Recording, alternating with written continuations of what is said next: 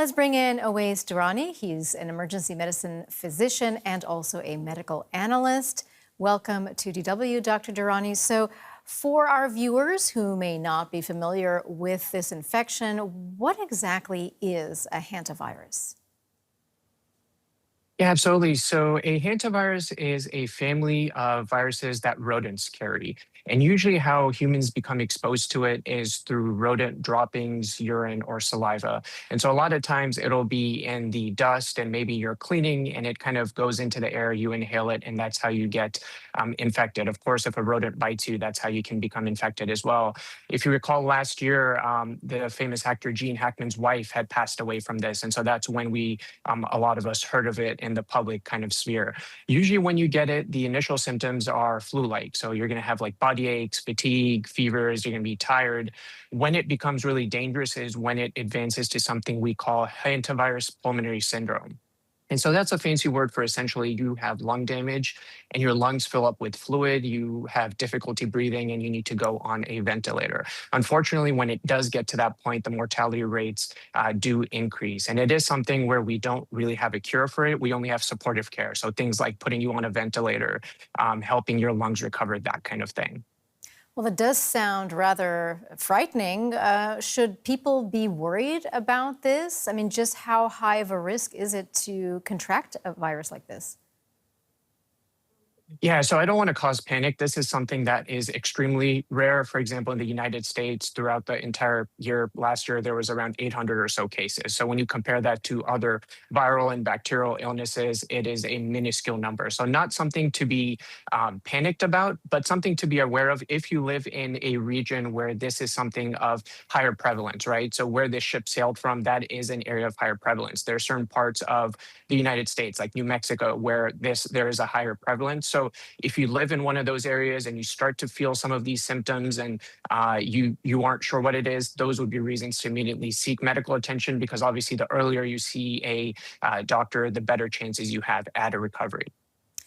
All right, so since this is a virus linked to rodents, when we hear about an outbreak like this on a cruise ship in the middle of the Atlantic Ocean, what are the first hygiene or sanitation failures that we need to wonder about?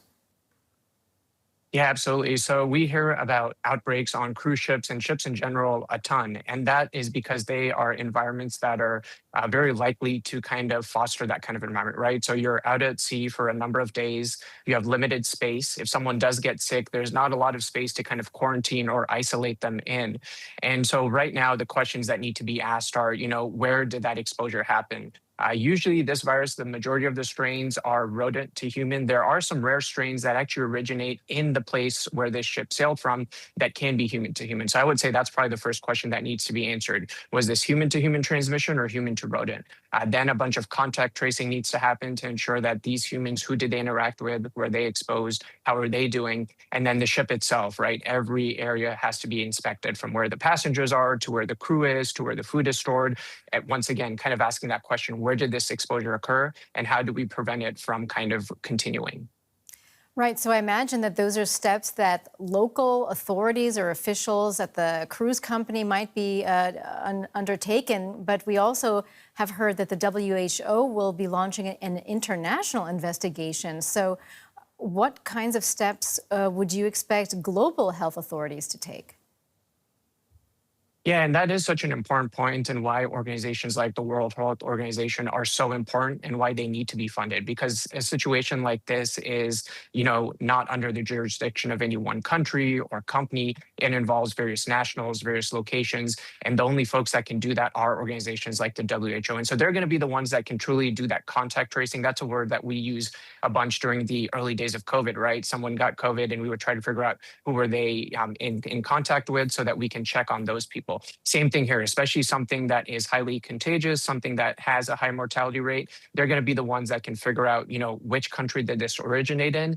Or is it in other countries? Working with those public health authorities in contact tracing to ensure that this does not spread further. And then, of course, answering that paramount question of, was this possibly a strain of human-to-human transmission? Because that would require more resources and even more scrutiny when it comes to contact tracing.